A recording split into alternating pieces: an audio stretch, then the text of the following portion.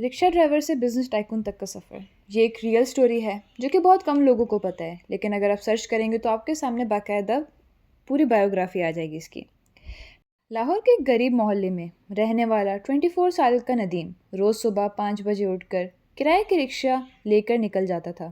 اس کے والد کی وفات 55 میں ہو گئی تھی اور گھر کی ذمہ داریاں اس کے کندھوں پر آ چکی تھی۔ روزانہ 12 سے 14 گھنٹہ کام کرتا اور بہت مشکل سے اتنے پیسے بچتے کہ گھر کا راشن آ سکے۔ زندگی آگے بڑھانے کے بجائے بس گزرتی جا رہی تھی۔ ندیم کا ایک الگ انداز تھا۔ جب دوسرے ڈرائیورز رکشہ اڈے پر بیٹھ کر وقت گزارتے، وہ پیسنجرز کی باتیں دھیان سے سنتا۔ بزنس مین کی ڈسکشن، دکانداروں کے مسائل اور مارکیٹ ٹرینڈز اس کی دلچسپی مرکز بن گئے۔ اس نے محسوس کیا کہ کامیاب لوگ اکثر اپورچونیٹیز کو پہچان لیتے ہیں، عام لوگ نظر انداز کر دیتے ہیں۔ ایک دن اس کی رکشہ میں ایک ہول سیل مارکیٹ کا تاجر بیٹھا۔ سفر کے دوران اس نے بتایا کہ شہر میں کوئی دکانداروں کو سامان ٹائم پر نہیں ملتا۔ ندیم نے اس بات کو عام گفتگو سمجھ کر نظر انداز نہیں کیا۔ اس نے اس پرابلم کو ایک بزنس اپورچونیٹی کے طور پر دیکھنا شروع کر دیا۔ ندیم اصل میں بچپن سے لے کر کچھ کرنا چاہتا تھا، لیکن ذمہ داریوں کی وجہ سے وہ کبھی کچھ کر نہیں سکا۔ اگر آپ انٹرنیٹ پہ سرچ کریں گے تو کافی یوٹیوب ویڈیوز میں اس نے اپنی پرانی کلپس، نئی کلپس، جب وہ غریب تھا، جب وہ نئے گھر میں آیا، جب بلینئر بنا، کیسے بنا، کیا کیا، تو یہ بہت ہی انٹرسٹنگ سٹوریز ہے۔ آپ پلیز دھیان سے سنیے گا، اور اگر آپ کو میری سٹوری پسند آئے تو اسے لائک بھی کیجیے گا، میرے چینل کو سبسکرائب بھی کیجیے گا۔ خیر، اگلے کئی ہفتوں تک اس نے مارکیٹ آبزرو کی۔ اس نے دیکھا کہ واقعی چھوٹے دکاندار ٹرانسپورٹ اور ڈیلیوری کی وجہ سے پریشان رہتے ہیں۔ کئی آرڈرز دیر سے کافی پہنچتے اور نقصان ہوتا۔ ندیم کے ذہن میں پہلی بار بزنس کا خیال سیریس طور پر پیدا ہوا۔ اس نے اپنی کمائی میں سے تھوڑے تھوڑے پیسے بچانا شروع کیے۔ 1 سال تک اس نے نئے کپڑے تک نہیں خریدے، دوستوں کی آؤٹنگز اور اننیسیسری خرچوں سے دور رہا۔ آخر اس نے اتنے پیسے جمع کر لیے کہ ایک پرانی لوڈنگ رکشہ خرید سکا۔ ندیم نے چھوٹی ڈیلیوری سروس شروع کی۔ دن میں سواریاں اٹھا کر اور شام کو دکانداروں کا سامان پہنچاتا تھا۔ کام بہت مشکل تھا، کبھی کسٹمرز پیسے دیر سے دیتے، کبھی گاڑی خراب ہو جاتی، لیکن اس نے ہمت نہیں ہاری۔ 2 سال بعد اس کے پاس 2 لوڈنگ رکشاز ہو چکی تھی۔ اس نے ایک ہیلپر اور ایک ڈرائیور بھی رکھ لیا۔ اب وہ خود صرف گاڑی نہیں چلاتا تھا بلکہ کام مینیج بھی کرتا تھا۔ یہ اس کی زندگی کا سب سے پہلا بڑا سٹیپ تھا۔ اس نے اپنی زندگی ایسے سٹیپ بائی سٹیپ بتائی ہوئی ہے کہ اگر کوئی بھی عام انسان سنے تو اس سے اتنی موٹیویشن ملے اور سچ میں آپ کو لگے گا کہ آپ کچھ بھی کر سکتے ہیں، کیونکہ اگر ایک رکشہ چلانے والا بزنس ٹائکون بن سکتا ہے تو میرے خیال سے کوئی بھی کچھ بھی کر سکتا ہے۔ آپ کو صرف خود پر یقین رکھنا چاہیے۔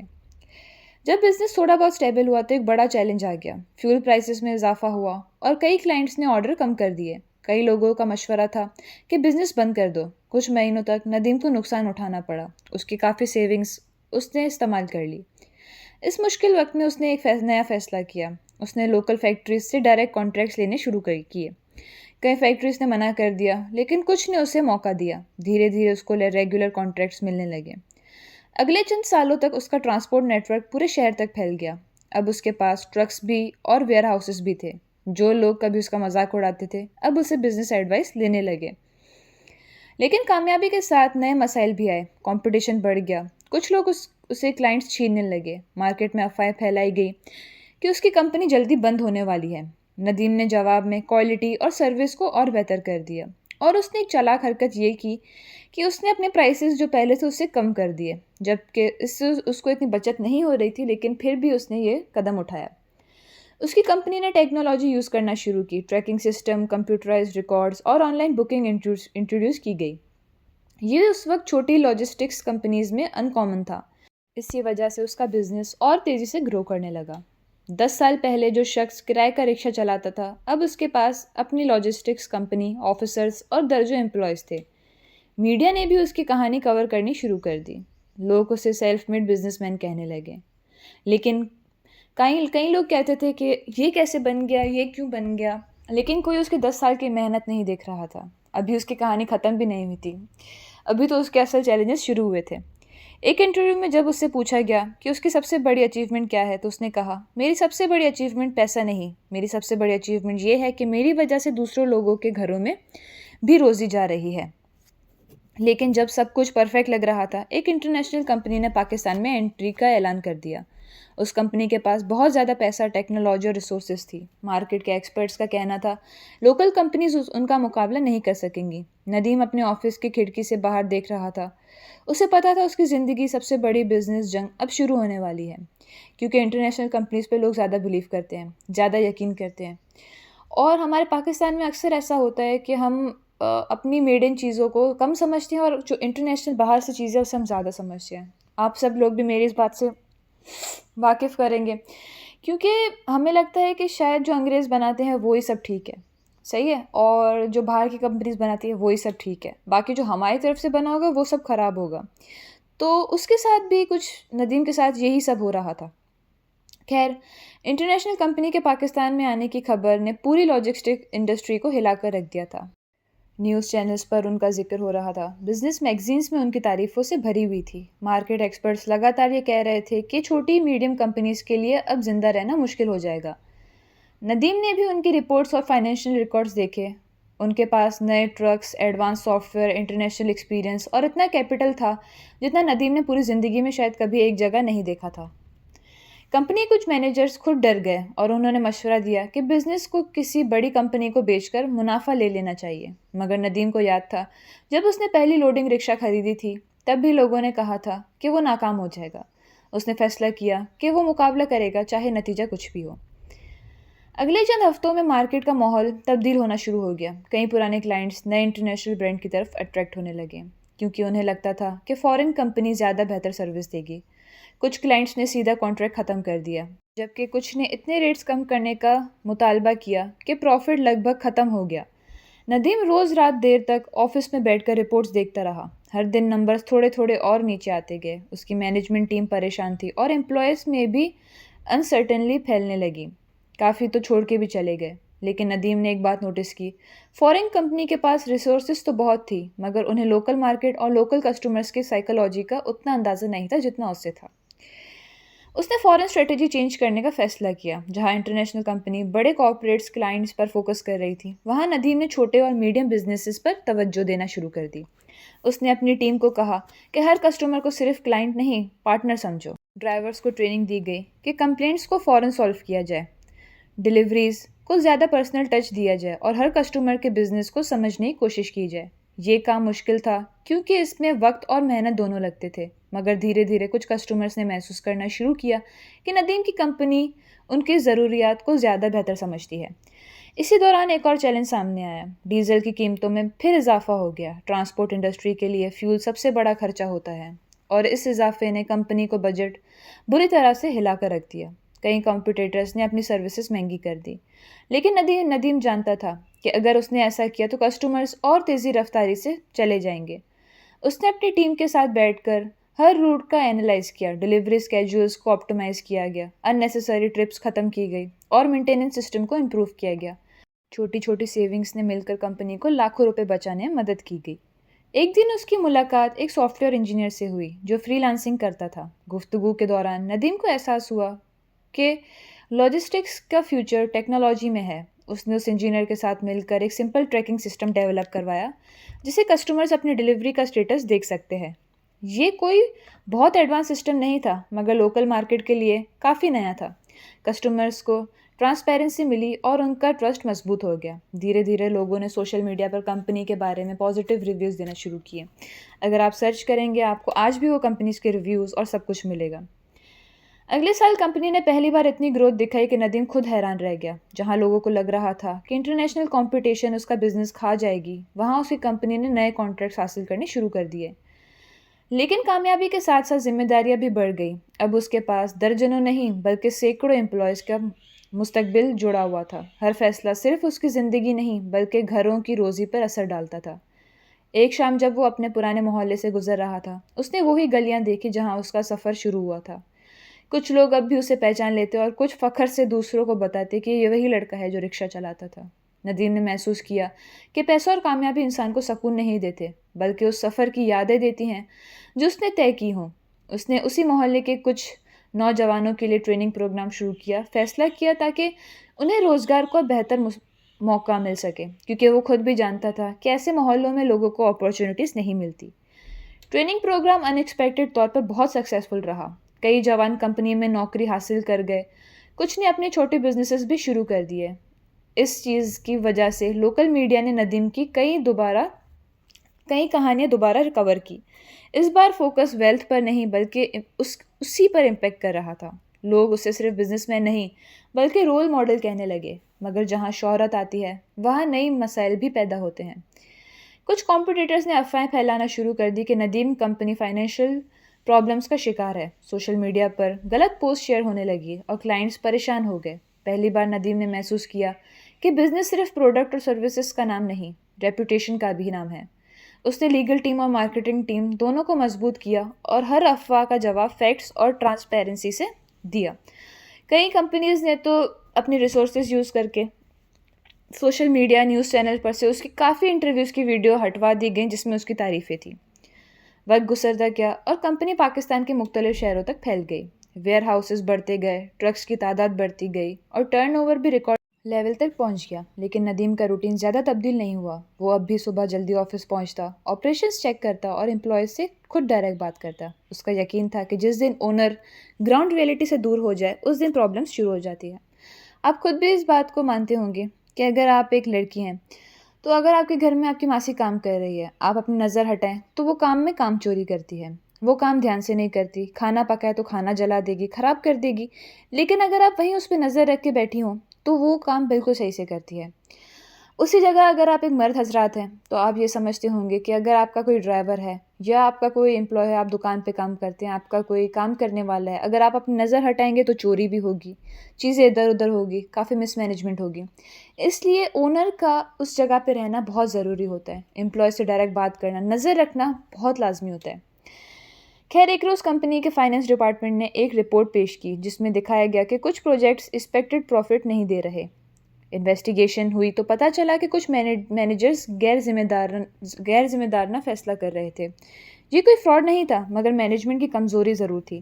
ندیم نے فوراً ایکشن لیا اور سسٹم کو مضبوط بنایا۔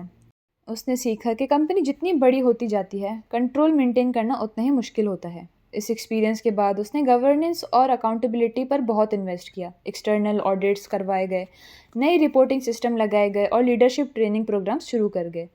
یہ سب کام مہنگا تھا اور شارٹ ٹرم میں پروفٹ کم ہوا، مگر لانگ ٹرم میں کمپنی اور مضبوط ہو گئی۔ انویسٹرز اور بزنس کمیونٹیز کا ٹرسٹ بھی بڑھتا چلا گیا۔ کچھ سال بعد ندیم کو پہلی بار ایک فورن انویسٹر گروپ نے اپروچ کیا۔ انہوں نے کمپنی میں انویسٹ کرنے کی آفر دی اور کہا اگر ایکسپینشن صحیح طرح کی جائے اور تو بزنس ساؤتھ ایشیا کے دوسروں ملکوں میں پھیل سکتا ہے۔ یہ آفر بہت بڑی تھی، اتنی بڑی کہ اگر ڈیل سکسیسفل ہو جاتی ہے ندیم آفیشیلی بزنس مین کی کیٹیگری میں آ جاتا ہے جنہیں میڈیا بزنس ٹائکون کہتی ہے۔ مگر انویسٹمنٹ کے ساتھ ایک کنڈیشن بھی تھی۔ انویسٹرز چاہتے تھے کہ کمپنی کا کافی کنٹرول ان کے پاس ہو۔ کئی ایڈوائزرز نے کہا کہ ڈیل سائن کر لینی چاہیے کیونکہ ایسی اپارچونیٹیز روز روز نہیں ملتی۔ دوسری طرف ندیم کو ڈر تھا کہ کہیں وہ اپنی کمپنی کی روح ہی نہ کھو بیٹھے۔ کئی ہفتوں تک میٹنگز، ڈسکشن اور کیلکولیشنز چلتی رہی۔ یہ اس کی زندگی کا سب سے مشکل بزنس ڈیسیژن میں سے ایک تھا۔ ایک رات جب سب لوگ آفس سے جا چکے تھے، ندیم اکیلے کانفرنس روم میں بیٹھا تھا، انویسٹمنٹ ایگریمنٹ کے پیپرز دیکھ رہا تھا۔ باہر ہلکی بارش ہو رہی تھی اور روم میں صرف ٹیبل لیمپ کی روشنی تھی۔ اس نے قلم اٹھایا ہی تھا کہ اس کے فون پر کال آئی۔ کالر ایک پرانا دوست تھا جو کبھی اس کے ساتھ رکشہ سٹینڈ پر بیٹھتا تھا۔ اس کی آواز گھبرائی ہوئی تھی۔ ندیم بھائی، سائن کرنے سے پہلے ایک بات ضرور جان لو۔ میں ان انویسٹرز کے بارے میں کچھ ایسی انفارمیشن حاصل کی ہے جو سب کچھ بدل سکتی ہے۔ ندیم کے ہاتھ ہوا میں رک گئے۔ کانفرنس ٹیبل پر رکھے پیپرز اس کی نظروں کے سامنے تھے مگر اب اس کا دھیان صرف اس کال پر تھا۔ اسے اندازہ ہو گیا کہ اگلا فیصلہ صرف اس کی کمپنی نہیں، اس کی پوری زندگی طے کرے گا۔ فون کال ختم ہونے کے بعد ندیم کافی دیر تک کانفرنس روم میں خاموش بیٹھا رہا۔ اس کے سامنے وہ انویسٹمنٹ ایگریمنٹ پڑا تھا جو اس کی کمپنی کو نئے مقام تک لے جا سکتا ہے۔ لیکن اس کے دوست کی بات نے اس کے ذہن میں شک پیدا کر دیا۔ ندیم جانتا تھا کہ بزنس کی دنیا میں ہر مسکراتا ہوا چہرہ دوست نہیں ہوتا اور ہر بڑی ڈیل فائدے کی گارنٹی نہیں ہوتی۔ اس نے اس رات سائن کرنے کا ارادہ چھوڑ دیا اور فیصلہ کیا کہ جب تک ہر چیز کی تصدیق نہیں کر لے گا کوئی قدم نہیں اٹھائے گا۔ کئی لوگ اس فیصلے کو اپارچونیٹی کھو دینا سمجھتے، مگر ندیم نے اپنی زندگی میں سیکھا تھا کہ کبھی کبھی صبر جلدی سے زیادہ قیمتی ہوتا ہے۔ اگلے کچھ دن اس نے خاموشی سے انویسٹیگیشن شروع کر دی۔ اس کا دوست جو اب ایک فائنینشیل کنسلٹنٹ فرم میں کام کرتا تھا، اس نے کچھ رپورٹس اور پبلک ریکارڈز اکٹھے کیے۔ پہلی نظر میں سب کچھ ٹھیک لگ رہا تھا۔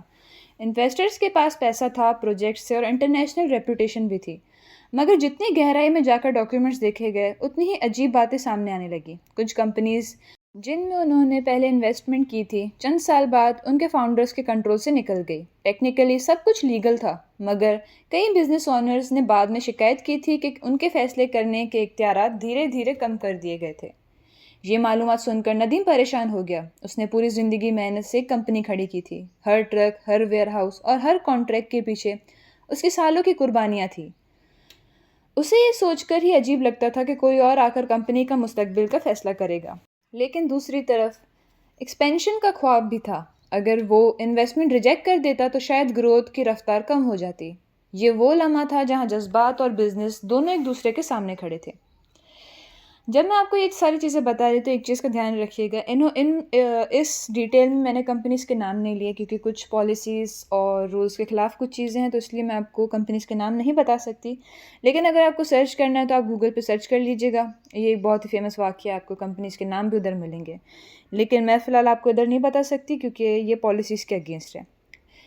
خیر، ندیم نے اپنے سب بھروسے مند سینئر مینیجرز اور ایڈوائزرز سے ایک خاص میٹنگ بلائی۔ میٹنگ کئی گھنٹوں تک چلی۔ کچھ لوگ انویسٹمنٹ کے حق میں تھے اور کہتے تھے کہ گلوبل لیول پر مقابلہ کرنے کے لیے بڑی فنڈنگ ضروری ہے۔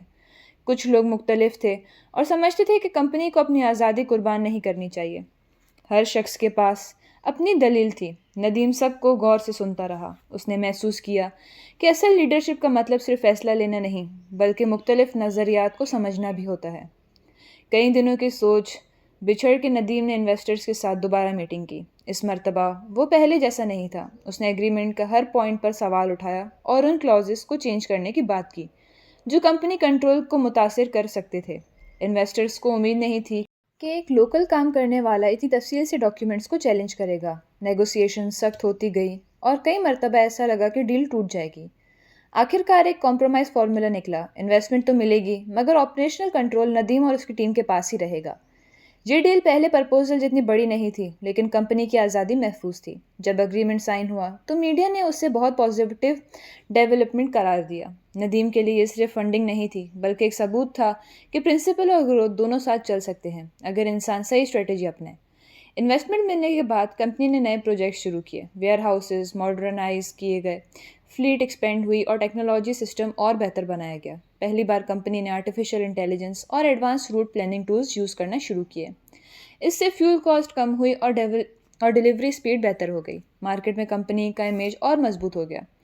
لیکن گروتھ کے ساتھ ساتھ پریشر بھی بڑھتا گیا۔ اب کمپنی صرف ایک شہر یا ایک پروونس تک محدود نہیں رہی۔ مختلف علاقوں میں آپریشنز چل رہے تھے اور ہر جگہ کے اپنے چیلنجز تھے۔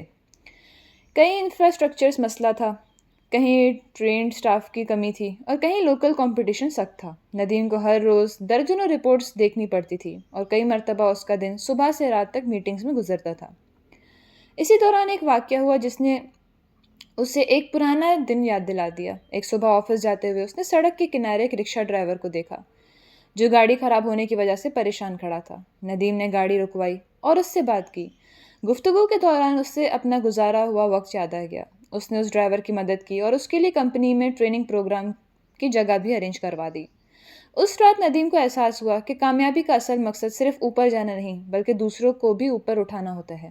اگلے چند سالوں میں کمپنی نے ریکارڈ گروتھ حاصل کی۔ ریونیو پہلے سے کئی گنا زیادہ ہو گیا اور امپلائیز کی تعداد ہزاروں تک پہنچ گئی۔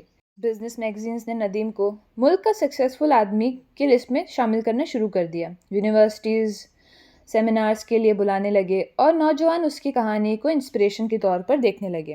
مگر جتنی شہرت بڑھتی گئی اتنی ہی ایکسپیکٹیشنز بھی بڑھتی گئی۔ ہر کوئی اسے نئے پروجیکٹس اور نئے آئیڈیاز کی امید رکھتا تھا۔ کئی مرتبہ انویسٹرز بھی زیادہ اگریسو ایکسپینشن کا پریشر ڈالتے۔ ندیم جانتا تھا کہ ہر گروتھ اچھی گروتھ نہیں ہوتی۔ اگر بنیاد مضبوط نہ ہو تو تیز رفتار ترقی بھی کمپنی کو مشکل میں ڈال سکتی ہے۔ ایک کوارٹرلی ریویو میٹنگ کے دوران فائنانس ڈپارٹمنٹ نے ایک رپورٹ پیش کی جو سب کو خاموش کر گئی۔ کچھ نئے پروجیکٹس ایکسپیکٹڈ پرفارمنس نہیں دے رہے تھے اور کچھ علاقوں میں آپریشن لاس چل رہا تھا۔ یہ پہلی بار نہیں تھا کہ کمپنی کو چیلنج کا سامنا کرنا پڑا، لیکن اسکیل بہت بڑا تھا۔ اگر مسئلہ وقت پر سالو نہ ہوتا تو کمپنی کو کروڑوں کا نقصان ہو سکتا تھا۔ ندیم نے فوراً ایک ٹاسک فورس بنائی اور خود پروجیکٹس کا جائزہ لینا شروع کیا۔ کئی ہفتوں تک وہ مختلف شہروں کا سفر کرتا رہا، امپلائیز سے ملتا رہا اور گراؤنڈ ریئلٹی سمجھتا رہا۔ اسی پروسیس میں اس نے کچھ ایسی چیزیں ڈسکور کی جو رپورٹس میں نظر نہیں آ رہی تھی۔ یہ سبق اس کے لیے بہت اہم تھا، چاہے کمپنی کتنی بڑی ہو جائے۔ اونر کو کبھی گراؤنڈ لیول سے ڈسکنیکٹ نہیں ہونا چاہیے۔ مسائل کو سالو کرنے کے بعد کمپنی دوبارہ اسٹیبل ہونے لگی، لیکن اسی دوران ندیم کے پاس ایک ان ایکسپیکٹڈ انویٹیشن آیا۔ ایک گلف کنٹری کے بزنس گروپ نے اسے اپنے ملک میں لاجسٹکس نیٹ ورک اسٹیبلش کرنے کی آفر دی۔ یہ اس کی زندگی کا سب سے بڑا انٹرنیشنل اپارچونیٹی تھی۔ اگر یہ پروجیکٹ کامیاب ہو جاتا تو اس کے بزنس ملک کی سطح سے نکل کر انٹرنیشنل لیول پر پہنچ سکتا تھا۔ ایک شام ندیم اپنے آفس کی سب سے اونچی فلور پر کھڑا شہر کی روشنیوں کو دیکھ رہا تھا۔ نیچے سڑکوں پر چلتے ہوئے رکشاز نظر آ رہے تھے، بالکل اسی طرح جیسے کبھی وہ خود چلایا کرتا تھا۔ اس کے ڈیسک پر گلف ایکسپینشن کی فائل پڑی تھی اور ایک ایڈوائزر کے میسج لگاتار آ رہے تھے۔ سب لوگ اس پروجیکٹ کو گولڈن اپارچونیٹی کہہ رہے تھے، لیکن جب اس نے فائنل فیزیبلٹی رپورٹ کھولی تو اس کی نظر ایک ایسی سیکشن پر پڑی جس پر پہلے کسی نے توجہ نہیں دی تھی۔ رپورٹ کے مطابق جس لوکل پارٹنر کے ساتھ ڈیل ہونے والی تھی اس پر کچھ سیریس لیگل ڈسپیوٹس چل رہے تھے۔ ندیم نے فائل بند کر دی اور گہری سوچ میں ڈوب گیا۔ اگر وہ آگے بڑھتا تو شاید اس کی کمپنی انٹرنیشنل لیول پر پہنچ جاتی، اور اگر یہ پارٹنرشپ غلط ثابت ہوتی تو سالوں کی محنت داؤ پر لگ سکتی تھی۔ اس نے کھڑکی کے باہر دیکھا اور دل ہی دل میں سوچا، شاید میری زندگی کا سب سے مشکل فیصلہ ابھی باقی ہے۔ گلف ایکسپینشن کی فیزیبلٹی رپورٹ بند کرنے کے بعد ندیم نے فوراً کوئی فیصلہ نہیں کیا۔ اس نے اپنی پوری زندگی میں ایک بات سیکھی تھی، جتنی بڑی اپارچونیٹی ہوتی ہے اتنی ہی گہرائی سے اس کی جانچ ضروری ہوتی ہے۔ کئی لوگ اس کے آس پاس موجود تھے جو صرف نمبرز دیکھ رہے تھے۔ ان کے لیے یہ پروجیکٹ صرف نئے کانٹریکٹس، زیادہ ریونیو اور انٹرنیشنل گروتھ کا ذریعہ تھا، لیکن ندیم صرف پروفٹ نہیں دیکھ رہا تھا، وہ ریپوٹیشن، لانگ ٹرم اسٹیبلٹی اور کمپنی کا فیوچر بھی دیکھ رہا تھا۔ اس نے فیصلہ کیا کہ کسی بھی ایگریمنٹ پر سائن کرنے سے پہلے وہ خود ہر اینگل کو سمجھے گا، چاہے اس میں کتنا ہی وقت کیوں نہ لگ جائے۔ اگلے کچھ ہفتوں ندیم نے اور اس کی کور کی ٹیم نے گلف کنٹری کے مارکیٹ کا ڈیٹیل اسٹڈی کیا۔ رپورٹ منگوائی گئیں، لیگل ایکسپرٹ سے مشورے لیے گئے، مختلف بزنسز گروپ کے بیک گراؤنڈ چیک کروائے گئے۔ جس لوکل پارٹنر کے ساتھ پارٹنرشپ کی بات چل رہی تھی اس کے بارے میں مکسڈ اوپینین سامنے آ رہے تھے۔ کچھ لوگ بہت سکسیسفل بزنس مین بتاتے تھے، جبکہ کچھ لوگ کہتے تھے کہ اس کی کئی کمپنیز لیگل ڈسپیوٹس اور کورٹ کیسز میں پھنسی ہوئی ہے۔ کوئی بھی بات پوری طرح کلیئر نہیں تھی، ہر نئی رپورٹ ایک نیا سوال پیدا کر دیتی۔ ندیم نے فیصلہ کیا کہ وہ خود اس ملک کا سفر کرے گا۔ جب اس کا جہاز ایئرپورٹ پر اترا تو اسے یاد آیا کہ کچھ سال پہلے تک وہ بس کا کرایہ بچانے کے لیے پیدل چل لیتا تھا۔ آج وہ انٹرنیشنل بزنس میٹنگ کے لیے ٹریول کر رہا ہے، لیکن اس کے اندر اب بھی وہی آدمی زندہ تھا جو کبھی رکشہ چلا کر گھر کا راشن لاتا تھا۔ اسی وجہ سے اس نے کبھی اپنی اصل پہچان کو اپنے سے دور نہیں ہونے دیا۔ سفر کے دوران اس نے مختلف بزنس مینوں سے ملاقات کی۔ کچھ میٹنگز بہت انکریجنگ رہیں اور انہوں نے مارکیٹ کی پوٹینشیل کو ہائی لائٹ کیا۔ لاجسٹکس سیکٹر تیزی سے گرو کر رہا تھا اور نئے پلیئرز کے لیے جگہ بھی تھی، مگر ہر میٹنگ کے بعد ندیم کو ایک ہی بات پر واپس لے آتی، لوکل پارٹنر کا مسئلہ۔ جتنی زیادہ معلومات مل رہی تھی اتنا ہی لگ رہا تھا کہ کہانی اتنی سیدھی نہیں جتنی نظر آ رہی ہے۔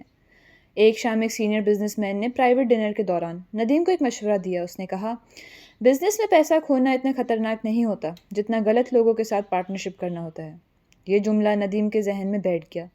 اس نے محسوس کیا کہ کئی مرتبہ لوگ گروتھ کی جلدی میں ان رسک کو اگنور کر دیتے ہیں جو بعد میں بہت مہنگی ثابت ہوتی ہیں۔ پاکستان واپس آ کر اس نے اپنی بورڈ میٹنگ بلائی۔ کئی ڈائریکٹرز اب بھی پارٹنرشپ کے حق میں تھے کیونکہ مارکیٹ کا سائز بہت بڑا تھا۔ کچھ لوگوں کا خیال تھا کہ لیگل ڈسپیوٹس ہر بڑی کمپنی کے ساتھ ہوتے ہیں اور انہیں اتنے سیریس نہیں لینا چاہیے، مگر ندیم نے تمام رپورٹس ٹیبل پر رکھ کر کہا کہ کمپنی نے اتنی دوری صرف اس لیے طے نہیں کی کہ ایک جلد بازی کا فیصلہ سب کچھ خطرے میں ڈال دے۔ کئی ہفتوں کی ڈسکشنز کے بعد اس نے ایک ان ایکسپیکٹڈ فیصلہ کیا۔ کمپنی گلف مارکیٹ میں ضرور انٹر کرے گی، مگر اس لوکل پارٹنر کے ساتھ نہیں۔ اس کے بجائے وہ اپنا انڈیپینڈنٹ سیٹ اپ اسٹیبلش کرنے کی کوشش کرے گی۔ یہ راستہ مشکل تھا، مہنگا تھا اور زیادہ وقت لینے والا تھا، لیکن کنٹرول اور ریپوٹیشن دونوں محفوظ رہنے والے تھے۔ کچھ انویسٹرز نے فیصلے کی مخالفت کی، مگر ندیم نے اپنی پوزیشن سے نہیں ہٹا، اس پر قائم رہا۔ نیا سیٹ اپ اسٹیبلش کرنا کسی جنگ سے کم نہیں تھا۔ لائسنس، ریگولیشن، اسٹافنگ اور آپریشنل ریکوائرمنٹس ہر قدم پر نئے چیلنجز پیدا کر رہے تھے۔ کئی مرتبہ ایسا لگتا تھا کہ شاید پارٹنرشپ کا راستہ واقعی آسان تھا، لیکن ہر مشکل کے بعد جب ایک اور سٹیپ کمپلیٹ ہوتا، ٹیم کا کانفیڈنس بڑھتا جا رہا تھا۔ ندیم کو اپنے شروعاتی دن یاد آتے تھے جب ایک لوڈنگ رکشہ خریدنے کا بھی مشن بہت اسے مشکل لگتا تھا۔ مہینوں کی محنت کے بعد پہلا انٹرنیشنل ویئر ہاؤس آپریشنل ہوا۔ یہ کمپنی کی ہسٹری کا بہت بڑا مائل سٹون تھا۔ اوپننگ سیریمنی میں کئی بزنس مین اور آفیشلز موجود تھے۔ میڈیا نے بھی اس اچیومنٹ کو ہائی لائٹ کیا۔ ندیم جب اسٹیج پر کھڑا تھا اس کے ذہن میں وہ پرانا رکشہ گھوم گیا جو کبھی اس کی پوری دنیا ہوا کرتا تھا۔ سفر کتنا لمبا تھا لیکن ہر قدم کی یاد اب بھی تازہ تھی۔ انٹرنیشنل آپریشنز شروع ہوتے ہی نئے کسٹمرز ملنے لگے اور ریونیو میں نوٹیسیبل اضافہ ہوا۔ کمپنی کا نام اب صرف پاکستان تک محدود نہیں رہا، لیکن گروتھ کے ساتھ ساتھ کمپلیکسٹی بھی بڑھتی گئی۔ مختلف کنٹریز کے ریگولیشنز، کرنسیز اور مارکیٹ کنڈیشنز کو مینیج کرنا آسان نہیں تھا۔ ہر دن نئے ڈیسیجن اور نئے چیلنجز لے کر آتا تھا۔ اسی دوران گلوبل اکنامی میں انسرٹنلی پیدا ہونی شروع ہو گئی۔ کچھ ملکوں میں سلو ڈاؤن کی خبریں آنے لگیں اور کئی انڈسٹریز نے ایکسپینشن پلان روک دیے۔ لاجسٹک سیکٹر بھی اس اثر سے محفوظ نہیں تھا۔ کئی انٹرنیشنل کمپنیز کاسٹ کٹنگ کر رہی تھی اور نئے کانٹریکٹس ڈیلے ہو رہے تھے۔ ندیم نے فوراً رسک اسیسمنٹ شروع کر دی کیونکہ یہ وہ جانتا تھا کہ مشکل وقت میں تیاری ہی سب سے بڑا ویپن ہوتی ہے۔ کمپنی نے اپنا آپریشنز کو ایفیشینٹ بنانے کے لیے نئے سسٹم انٹروڈیوس کیے۔ ہر ڈپارٹمنٹ کے پرفارمنس انڈیکیٹرز ریویو کیے گئے اور ان نیسیسری ایکسپینسز کو کم کر دیے گئے۔ کچھ ڈیسیجن پاپولر نہیں تھے مگر ضروری تھے۔ ندیم کا فوکس صرف گروتھ پر نہیں بلکہ سسٹینیبلٹی پر تھا۔ اس کا ماننا تھا کہ اصلی کامیابی وہ ہوتی ہے جو مشکل وقت میں بھی قائم رہے۔ ایک دن کوارٹرلی ریزلٹس آئے اور سب کو سکون ملا۔ گلوبل انسرٹینلی کے باوجود کمپنی اسٹیبل تھی اور پروفٹ بھی کر رہی تھی۔ انویسٹرز مطمئن نظر آ رہے تھے اور مینجمنٹ ٹیم بھی کانفیڈنس پر تھی۔ کئی لوگ سمجھنے لگے کہ شاید سب مشکل دور ہو گئی ہیں، لیکن بزنس کی دنیا اکثر اس وقت سرپرائز دیتی ہے جب انسان خود سب سے زیادہ سیکیور محسوس کرتا ہے۔ اسی دوران کمپنی کا انٹرنیشنل آڈٹ ڈپارٹمنٹ نے ایک انیوژل رپورٹ سبمٹ کی۔ کچھ انٹرنیشنل ٹرانزیکشنز میں ایسی انکنسسٹنسیز نظر آ رہی تھی جو عام اکاؤنٹنگ ایررز جیسی نہیں لگتی تھی۔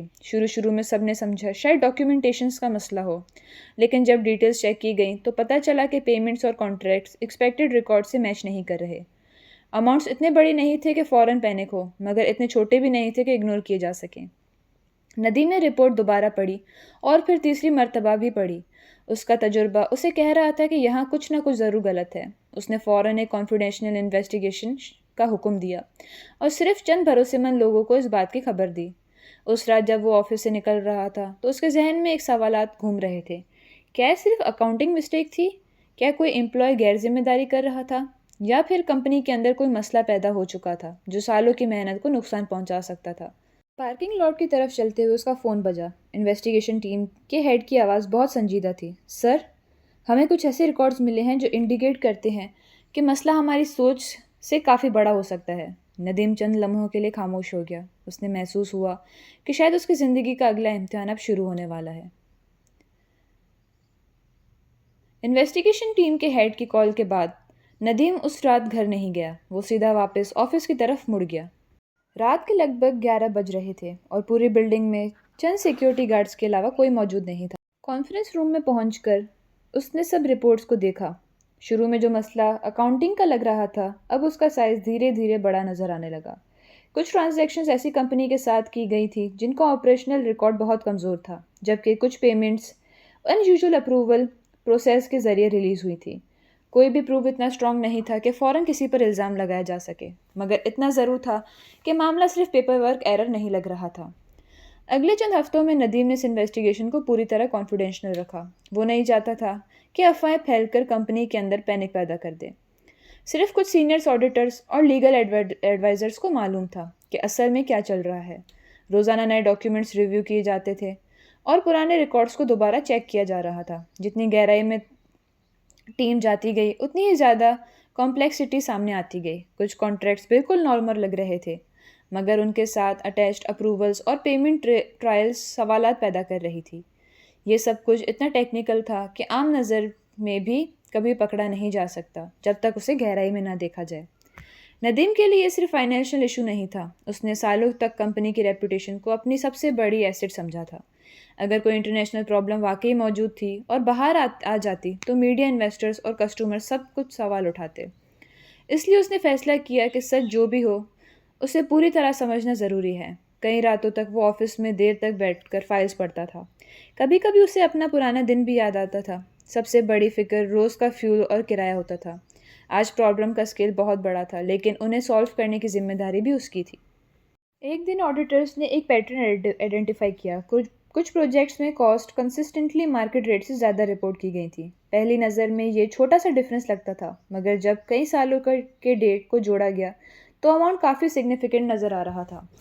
یہ ڈسکوری کمپنی کی الارمنگ تھی. اب سوال یہ تھا کہ یہ مینجمنٹ کی غیر ذمہ داری تھی یا کوئی جان بوجھ کر سسٹم کا فائدہ اٹھا رہا تھا.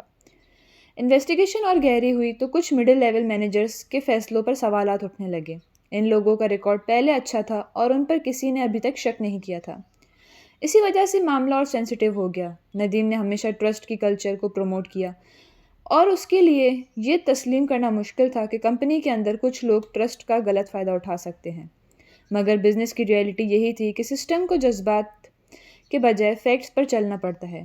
لیگل ٹیم اور آڈیٹرز نے مل کر کئی انٹرویو کنڈکٹ کیے. ہر امپلائی سے رسپیکٹ کے ساتھ بات کی گئی اور فوراً الزام کسی پر نہیں لگایا. کچھ لوگ کوآپریٹ کرتے رہے جبکہ کچھ نظر آنے والی بے چینی چھپانے کی کوشش کرتے نظر آئے. دھیرے دھیرے تصویر صاف ہونے لگی. معلوم ہوا کہ کچھ سپلائرز اور کچھ امپلائیز کے درمیان ایسے ایگریمنٹ چل رہے تھے جن سے کمپنی کو فائنینشلی نقصان پہنچ رہا تھا. یہ کوئی فلم جیسا جائنٹ اسکیم نہیں تھا، مگر اتنا ضرور تھا کہ اگر وقت پر پکڑا نہ جاتا تو سالوں کا کمپنی کی جو محنت تھی وہ ڈوب سکتی تھی. جب فائنل فائنڈنگز ندیم کے سامنے رکھی گئی تو اس نے گہری سانس لی. ایک طرف اسے سکون تھا کہ مسئلہ کمپنی کی فاؤنڈیشن لیول تک نہیں پہنچا تھا. دوسری طرف اسے افسوس بھی تھا کہ کچھ لوگوں نے اس بھروسے کو توڑا تھا جو انہیں دیا گیا تھا. اس نے فوراً کریکٹیو ایکشنز اپروو کیے، پالیسیز اپڈیٹ کروائی اور اکاؤنٹیبلٹی سسٹم کو اور مضبوط بنایا. یہ فیصلے آسان نہیں تھے مگر کمپنی کے مستقبل کے لیے ضروری تھے. انویسٹرز کو بھی معاملے کی مختصر معلومات دی گئی. ندیم نے ہمیشہ ٹرانسپیرنسی کو اہمیت دی تھی اور اس مرتبہ بھی اس نے سچ چھپانے کے بجائے فیکٹس شیئر کیے. حیرانی کی بات یہ تھی کہ انویسٹرز نے اس اپروچ کو اپریشیٹ کیا. ان کا کہنا تھا کہ ہر بڑی آرگنائزیشن کو کبھی کبھی انٹرنل چیلنجز کا سامنا کرنا پڑتا ہے. اصل بات یہ ہوتی ہے کہ لیڈرشپ انہیں کس طرح ہینڈل کرتی ہے. اس پورے پروسیس نے ندیم کو ایک نیا سبق دیا. اس نے محسوس کیا کہ کمپنی کو گرو کرنا اور کمپنی کو پروٹیکٹ کرنا دو مختلف اسکلز ہیں. شروعاتی سالوں میں اس کا فوکس صرف اپارچونیٹیز پر تھا، لیکن اب اسے رسک کو مینیج کرنا اور بھی اتنا ضروری لگنے لگا. اسی سوچ کے ساتھ اس نے انٹرنل ٹریننگ پروگرامز اور لیڈرشپ ڈیولپمنٹ کو اور ایکسپینڈ کیا. کچھ مہینے بعد کمپنی پھر اپنی نارمل رفتار پر آ گئی. انٹرنیشنل آپریشن اسٹیبل تھی، ڈومیسٹک نیٹ ورک مضبوط تھا اور فائنینشیل پرفارمنس بھی بہتر ہوتی جا رہی تھی. میڈیا کو انٹرنل ایشوز کا پورا اندازہ بھی نہیں ہوا. باہر سے سب کچھ پہلے کی طرح اسٹرانگ نظر آ رہا تھا، مگر ندیم کے اندر ایک تبدیلی آ چکی تھی. اب وہ ہر فیصلے کو اور زیادہ گہرائی سے دیکھنے لگا. اسی دوران اسے ایک یونیورسٹی کانفرنس میں اسپیچ دینے کی دعوت ملی. آڈیٹوریم نوجوان اسٹوڈنٹ سے بھرا ہوا تھا. ان آنکھوں میں صرف بزنس کے خواب تھے. ندیم نے انہیں پروفٹ، انویسٹمنٹس اور گروتھ کے نمبرز بتانے کے بجائے اپنی غلطیوں اور اسٹرگلز کے بارے میں بتایا. اس نے کہا کہ کامیابی کا سفر صرف اچیومنٹس کا نام نہیں بلکہ ان چیلنجز کا نام بھی ہے جنہیں انسان چپ چاپ ہینڈل کرتا ہے جب کوئی دیکھ نہیں رہا ہوتا. کانفرنس کے بعد ایک اسٹوڈنٹ اس کے پاس آیا اور اس نے پوچھا، سر، اگر آپ کو دوبارہ زندگی شروع کرنی پڑے، سب کچھ ختم ہو جائے، تو کیا آپ پھر سے کامیاب ہو سکتے ہیں؟ یہ سوال ندیم کے ذہن میں بیٹھ گیا. گھر واپس جاتے ہوئے وہ اسی بات پر سوچتا رہا. شاید اصل دولت پیسہ نہیں بلکہ وہ تجربہ اور سوچ ہوتی ہے جو انسان کو مشکل سفر میں حاصل کرتا ہے. اگلے کچھ ہفتوں میں کمپنیز ایک نئے اسٹریٹجک پلان پر کام کرنے لگی. مقصد یہ تھا کہ اگلے 10 سالوں میں بزنس کو اور سسٹینیبل اور ٹیکنالوجی ڈرائیون بنایا جائے. ٹیم میٹنگز، ریسرچ رپورٹس اور فیوچر پروجیکشنز کا سلسلہ شروع ہو گیا. سب کچھ پلان کے مطابق چل رہا تھا، لیکن بزنس کی دنیا میں انسرٹنلی کبھی پوری طرح ختم نہیں ہوتی. ایک صبح ندیم اپنے آفس پہنچا. اس کے سیکرٹری نے بتایا ایک انٹرنیشنل کنسلٹنگ فرم کے ریپرزنٹیٹیو اسے ملنا چاہتے ہیں. انہیں پہلے سے اپائنٹمنٹ نہیں لی تھی، مگر ان کا کہنا تھا کہ وہ بہت امپورٹنٹ پرپوزل لے کر آئے ہیں. ندیم نے سوچا کہ شاید کوئی روٹین پارٹنرشپ یا ایڈوائزر آفر ہوگی، مگر جب میٹنگ شروع ہوئی تو بات کچھ اور نکلی.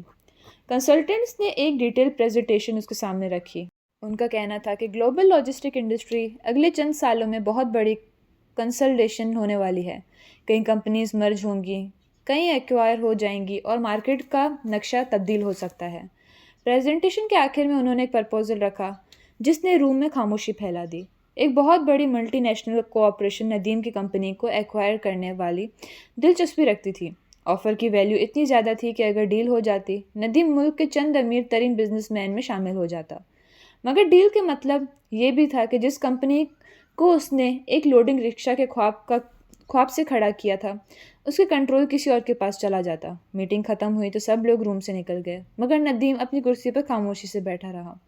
اس کے سامنے زندگی کا شاید سب سے بڑا سوال رکھا ہوا تھا، کیا وہ اپنی محنت کی تعمیر کو بیچ دے اور ایک نئی منزل کی طرف بڑھے، یا پھر سب کچھ داؤ پر لگا کر اپنی آزادی کو بچائے۔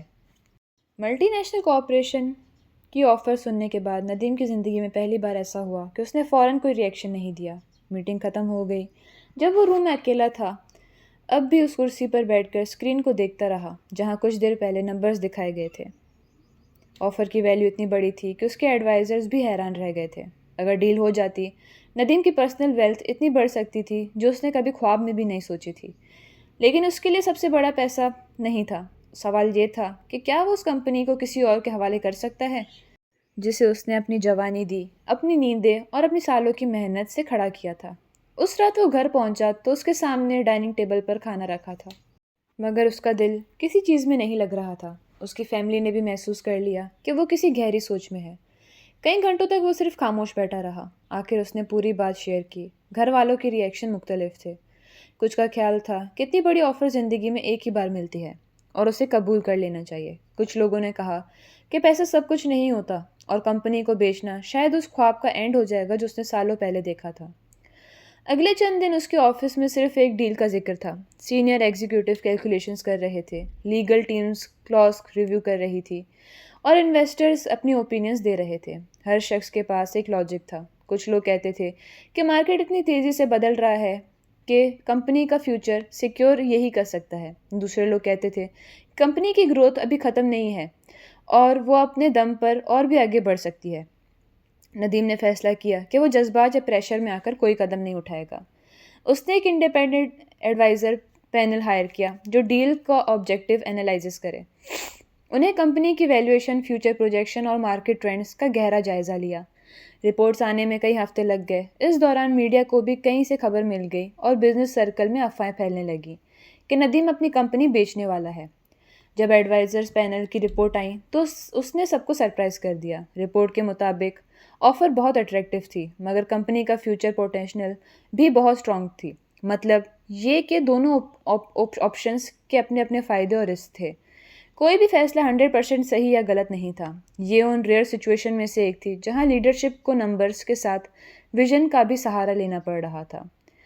اس مشکل دور میں ندیم نے ایک عجیب کام کیا۔ ایک سنڈے صبح وہ اکیلا اپنے پرانے محلے میں چلا گیا۔ نہ سیکیورٹی، نہ پروٹوکول، نہ کوئی میڈیا، صرف وہ اور اس کی یادیں۔ وہ ان گلیوں میں گھوما جہاں سے وہ کبھی اپنے بچپن میں گزرتا تھا۔ پھر وہ اس پرانے رکشہ اسٹینڈ کے پاس گیا جہاں وہ رک کر اپنی پروفیشنل زندگی کے بارے میں سوچتا تھا اور جہاں سے اس نے شروع بھی کی تھی۔ وہاں نئے ڈرائیورز موجود تھے جو اسے پہچانتے بھی نہیں تھے۔ کچھ دیر تک وہ چپ چاپ انہیں دیکھتا رہا۔ اس لمحے اس کے ذہن میں پچھلے 15 سال کی پوری فلم چل گئی۔ گرمی میں رکشہ چلانا، پہلی لوڈنگ رکشہ خریدنا، پہلا کانٹریکٹ ملنا، fuel crisis, competition, international expansion, اور ہر وہ رات جب اسے لگتا تھا کہ شاید سب کچھ ختم ہو جائے گا۔ اسے احساس ہوا کہ کمپنی صرف ایک بزنس نہیں تھی، یہ اس کی زندگی کی کہانی تھی جو ہزاروں لوگوں کو کہانیوں کے ساتھ جڑی ہوئی تھی۔ اسی سوچ کے ساتھ اس نے کمپنی کے مختلف آفسز اور ویئر ہاؤسز کا بھی دورہ کیا۔ ہر جگہ امپلائیز اس کا استقبال کرتے، اپنے آئیڈیاز شیئر کرتے اور فیوچر پلانز کے بارے میں بات کرتے۔ کئی لوگوں نے اسے بتایا کہ ان کی زندگی اس کمپنی کی وجہ سے بدلی ہے۔ کسی نے اپنا گھر بنایا، کسی نے اپنے بچوں کو یونیورسٹی بھیجا اور کسی نے اپنی والدین کا علاج کروایا۔ یہ باتیں سن کر ندیم کو محسوس ہوا کہ لیڈرشپ کا اثر بیلنس شیٹ سے کہیں زیادہ دور تک جاتا ہے۔ ملٹی نیشنل کارپوریشن بھی سیریس تھی۔ انہوں نے ندیم کو اپنے ریجنل ہیڈ کوارٹر بلایا اور فیوچر ویژن پریزنٹ کیا۔ ان کا پلان تھا کہ اس کے بعد کمپنی کو گلوبل نیٹ ورک کا حصہ بنا دیا جائے گا۔ ریسورسز، ٹیکنالوجی اور ایکسپینشن اپارچونیٹیز بہت بڑی تھی۔ پریزنٹیشن امپریسو تھی اور کوئی بھی بزنس مین اس سے متاثر ہو سکتا تھا۔ لیکن میٹنگ کے دوران ندیم نے ایک سوال پوچھا، اگر ایکوزیشن ہو جائے تو میری کمپنی کے امپلائیز اور لوکل آپریشن کا فیوچر کا کیا ہوگا؟ جواب پروفیشنل تھا مگر اس میں وہ یقین اور کمٹمنٹ نہیں تھی جو وہ سننا چاہتا تھا۔ اسے اندازہ ہو گیا کہ نمبرز اور ایفیشنسیز کی دنیا میں کئی مرتبہ انسانی پہلو پیچھے رہ جاتے ہیں۔ واپس آ کر اس نے اپنی لیڈرشپ ٹیم کے ساتھ کئی پرائیویٹ میٹنگز کی۔ ہر میٹنگ میں ایک سوال ڈسکس ہوتا تھا، کمپنی کا اصل مقصد کیا ہے؟ کچھ لوگ گروتھ کو سب سے اہم سمجھتے تھے، کچھ انٹرپرائز کو اور کچھ امپیکٹ کو۔ کئی گھنٹوں تک ڈسکشن کی گئی، اس کے بعد بھی کوئی فیصلہ نہیں ہوا۔ فیصلہ آخرکار ندیم کو ہی کرنا پڑا۔ ڈیل کی ڈیڈ لائن قریب آ رہی تھی، انویسٹرز جواب کا انتظار کر رہے تھے، میڈیا روز نئے آرٹیکلز پبلش کر رہی تھی، سوشل میڈیا پر لوگ اندازے لگا رہے تھے کہ ندیم کیا کرے گا۔ ہر طرف ایک ہی سوال تھا، مگر اصل جواب صرف ایک شخص کے پاس تھا، اور وہ شخص خود بھی اب تک مطمئن نہیں تھا۔ ڈیڈ لائن سے کچھ دن پہلے ندیم نے پوری رات آفس میں گزاری۔ اس نے پرانی تصویریں دیکھی، پرانی رپورٹس دیکھی اور وہ نوٹ بک بھی نکالی جس میں اس نے سالوں پہلے اپنے پہلے بزنس گولز لکھے تھے۔ کچھ گولز پورے ہو چکے تھے، کچھ ان سے بھی آگے نکل گئے تھے، مگر ایک جملہ اس کی نظر میں بار بار آ رہا تھا، ایسا بزنس بنانا جو لوگوں کی زندگی بہتر کرے۔ صبح ہونے تک اس نے اپنے دل اور دماغ دونوں کی بات سن لی۔ فیصلہ اس کے ذہن میں واضح ہو چکا تھا۔ اس نے لیگل ٹیم کو کال کی اور کہا کہ بورڈ میٹنگ ارینج کی جائے۔ اس دن ملٹی نیشنل کارپوریشن کے ریپریزنٹیٹیو بھی فائنل جواب لینے آ رہے تھے۔ یہ وہ لمحہ تھا جس کا انتظار سب کر رہے تھے۔ ایک فیصلہ اسے اور بھی امیر بنا سکتا تھا، دوسرا فیصلہ اس کے خواب کو اسی کنٹرول میں رکھ سکتا تھا۔ بورڈ میٹنگ شروع ہوئی۔ کانفرنس روم میں investors, executive advisors, legal experts سب موجود تھے۔ ملٹی نیشنل کارپوریشن کے ریپریزنٹیٹیو بھی سب آ گئے تھے۔ ندیم نے اپنے سامنے رکھی فائل ڈاکیومنٹ کھولی۔ روم میں اتنی خاموشی تھی کہ گہری سانسیں بھی سنائی دے رہی تھی، گھڑی کی ٹک ٹک بھی سنائی دے رہی تھی۔ ہر نظر پر ایک ہی سوال تھا۔ اس نے گہری سانس لی، اپنی کرسی سے اٹھ کر سب کی طرف دیکھا اور اپنا فائنل فیصلہ سنانے کے لیے بولنا شروع کیا، اور اسی لمحے کہانی اپنے سب سے اہم موڑ پر پہنچی۔ کانفرنس روم میں سب کی نظر ندیم پر ٹکی ہوئی تھی۔ کچھ لوگ اپنی سیٹس پر آگے جھک کر بیٹھ گئے، کچھ کے ہاتھ میں پینز اور فائلز تھیں، جبکہ کچھ صرف اس کے جملے کا انتظار کر رہے تھے جو کمپنی کا مستقبل طے کرے گا۔ ندیم نے چند لمحوں تک خاموشی اختیار کی۔ اس نے روم کے ہر کونے کو دیکھا، ان لوگوں کو دیکھا جو سالوں اس کے ساتھ کام کر رہے تھے، اور ان انویسٹرز کو دیکھا جو اس کمپنی کو گلوبل لیول پر لے کے جانے والے تھے۔ پھر اس نے بولا، اس کی آواز میں نہ گھبراہٹ تھی اور نہ ہی جلد بازی۔ وہ آواز اس شخص کی تھی جو اپنی زندگی کا سب سے اہم فیصلہ کرنے کے لیے تیار تھا۔ ندیم نے سب سے پہلے اپنے سفر کا ذکر کیا۔ اس نے بتایا کہ کیسے ایک وقت تھا جب اس کے پاس صرف ایک کرائے کا رکشہ تھا اور روز کی کمائی ہی اس کی پوری دنیا تھی۔ اس نے وہ دن یاد کیے جب فیول کے پیسے جمع کرنا مشکل تھا، اور وہ راتوں کو بیٹھ کر سوچتا تھا کبھی اس کی زندگی میں بدلاؤ آئے گا۔ روم میں موجود کئی لوگ پہلی بار اس کی کہانی اتنی تفصیل سے سن رہے تھے۔ ہر لفظ میں تجربہ، ہر جملے میں سالوں کی محنت چھپی ہوئی تھی۔ اس نے پھر کہا، جب اس نے پہلا بزنس شروع کیا تو اس کا مقصد صرف امیر بننا نہیں تھا، اس کا مقصد ایک ایسی آرگنائزیشن بنانا تھا جو لوگوں کو اپارچونیٹیز دے، روزگار پیدا کرے اور ان نوجوانوں کو امید دے جو سمجھتے ہیں کہ ان کے پاس ریسورسز نہ ہونے کی وجہ ان کا مستقبل محدود ہے۔ اس نے کہا کہ کمپنی کی اصل قیمت اس کے ٹرکس، ویئر ہاؤس یا بینک اکاؤنٹس میں نہیں، بلکہ ان ہزاروں لوگوں میں ہے جو روز اس کی کمپنی کی وجہ سے اپنے گھروں کو چلاتے ہیں۔ پھر اس نے سیدھا ایکوزیشن کو آفر کی طرف موڑ دیا۔ اس نے ملٹی نیشنل کارپوریشن کے ریپریزنٹیٹیوز کا شکریہ ادا کیا اور کہا کہ ان کی آفر بہت عزت، کانفیڈنس کا اظہار کرتی ہے۔ اتنی بڑی کمپنی کا انٹرسٹ دکھانا خود اس بات کا ثبوت ہے کہ اس کی آرگنائزیشن نے کچھ خاص اچیو کیا ہے۔ لیکن پھر اس نے وہ جملہ کہا جس کا سب انتظار کر رہے تھے، میں اپنی کمپنی نہیں بیچوں گا۔ یہ الفاظ روم میں گونج گئے۔ کچھ لوگوں کے چہروں پر حیرانی تھی، کچھ کے چہروں پر مسکراہٹ۔ کئی انویسٹرز نے دوسری کی طرف دیکھا، جبکہ کمپنی کے پرانے امپلائیز کی آنکھوں میں فخر نظر آیا۔ ندیم نے اپنی بات جاری رکھی اور کہا کہ پیسہ اہم نہیں ہوتا، مگر ہر چیز کی قیمت پیسوں میں نہیں لگائی جا سکتی۔ کچھ چیزیں ایسی ہوتی ہیں جو اونرشپ سے زیادہ پرپس رکھتی ہیں۔ اس نے واضح کیا کہ وہ گروتھ کے خلاف نہیں ہے، وہ انٹرنیشنل ایکسپینشنز کے خلاف نہیں ہے، لیکن وہ چاہتا ہے کہ کمپنی اپنی پہچان اور اپنی ویلیوز کے ساتھ گرو کرے۔ اگر کبھی ایسا دن آیا جب کمپرومائز کرنے کا ارادہ ہوا تو پھر اس سفر کا اصل مقصد ہی ختم ہو جائے گا۔ یہ فیصلہ ایموشنل لگ سکتا ہے، مگر اصل میں یہ اس کی لیڈرشپ فلسفی کا نتیجہ تھا جو سالوں کی محنت اور تجربے سے بنی تھی۔ میٹنگ کے بعد میڈیا نے فیصلے کا بہت ذکر ہوا۔ کچھ اینالسٹ نے کہا کہ ندیم نے زندگی کا سب سے بڑا فائنینشیل اپارچونٹی گنوا دی، اور کچھ نے اس کے فیصلے کو ویژنری قرار دیا۔ سوشل میڈیا پر بھی لوگوں نے کئی مختلف رائے دی، مگر ندیم کے لیے سب اہم یہ تھا کہ اس کے دل مطمئن تھا. اس نے وہ فیصلہ کیا جو اس کی ویلیوز کے مطابق تھا. اگلے کچھ سالوں میں کمپنی نے اپنی گروتھ جاری رکھی. انٹرنیشنل آپریشن مضبوط ہوئے، نئے مارکیٹس کھلے اور ٹیکنالوجی میں انویسٹمنٹ بڑھتی گئی. ہر سال نئے چیلنجز آتے، مگر آرگنائزیشن پہلے سے زیادہ میچور ہو چکی تھی. جو سسٹم اور کلچر سالوں میں بلڈ ہوا تھا اب کمپنی کی سب سے بڑی اسٹرینتھ بن چکا تھا. ندیم نے صرف بزنس پر فوکس نہیں رکھا. اس نے education programme, skill development centres اور کافی ایسی چیزیں کی جس سے انویسٹمنٹ آنا شروع ہو گئی. اس کا ماننا تھا کہ اگر اس کی کہانی کسی ایک نوجوان کو بھی ہمت دے سکتی ہے تو یہ اس کی کامیابی کی سب سے قیمتی حصہ ہوگا. کئی شہروں میں اس کے پروگرامز کے ذریعے لوگوں نے نئے کیریئرز اور بزنس شروع کیے. ایک دن اسے ایک ایونٹ میں چیف گیسٹ کے طور پر بلایا گیا. ایونٹ کا مقصد ینگ انٹرپٹرز کو انسپائر کرنا تھا. اسپیچ کے بعد ایک لڑکا اس کے پاس آیا. اس کے کپڑے سادہ تھے اور اس کی آنکھوں میں وہی بھوک تھی جو کبھی ندیم کی آنکھوں میں ہوا کرتی تھی. اس نے کہا، سر میرے پاس پیسہ نہیں ہے، کنیکشنز نہیں ہیں، لیکن میرے پاس ایک آئیڈیا ہے. کیا میں کامیاب ہو سکتا ہوں؟ ندیم مسکرایا. یہ سوال اسے اپنے پرانے دنوں میں لے گیا. اس نے اس لڑکے سے پوچھا، تمہارے پاس محنت کرنے کی ہمت ہے؟ لڑکے نے فوراً کہا، ہاں سر. ندیم نے کہا، تو پھر تمہارے پاس سب سے امپورٹنٹ چیز پہلے موجود ہے. یہ جواب سن کر لڑکے کے چہرے پر امید ہو گئی. اس رات گھر واپس جاتے ہوئے ندیم نے شہروں کی روشنیوں کو دیکھا، سڑکوں پر گہری لائٹوں کو دیکھا. لوگ اپنے اپنے سفروں میں مصروف تھے.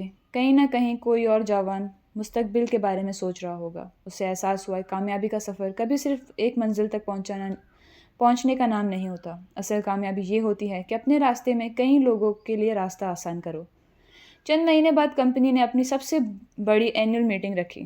رپورٹ آؤٹ اسٹینڈنگ تھی، گروتھ اسٹرانگ تھی اور فیوچر پلانس ایمبیشیس تھے. جب ندیم اسٹیج پر آیا تو آڈیٹوریم میں زوردار تالیاں بجی، مگر اس نے اپنی پریزنٹیشن میں پروفٹس اور ریونیوز سے زیادہ ان امپلائیز اور کسٹمرز کا ذکر کیا جن کی وجہ سے کمپنی آج اس مقام پر تھی. میٹنگ کے آخر میں اسکرین پر کمپنی کی پہلی لوڈنگ رکشا کی پرانی تصویر دکھائی گئی. پورا ہال خاموش ہو گیا. اس پرانی سادہ سی گاڑی اور آج ایک انٹرنیشنل لاجسٹک نیٹ ورک کے درمیان کا سفر کسی معجزے سے کم نہیں تھا. مگر ندیم جانتا تھا کہ اس میں کوئی معجزہ نہیں تھا. یہ ہزاروں چھوٹے چھوٹے فیصلوں، قربانیوں، فیلیئرز اور دوبارہ کھڑے ہونے کی کہانی تھی. کئی سال بعد جب لوگ ندیم کی کہانی سناتے تھے، اکثر اس کی ویلتھ، اس کی کمپنی، اس کے اچیومنٹ کا ذکر کرتے تھے.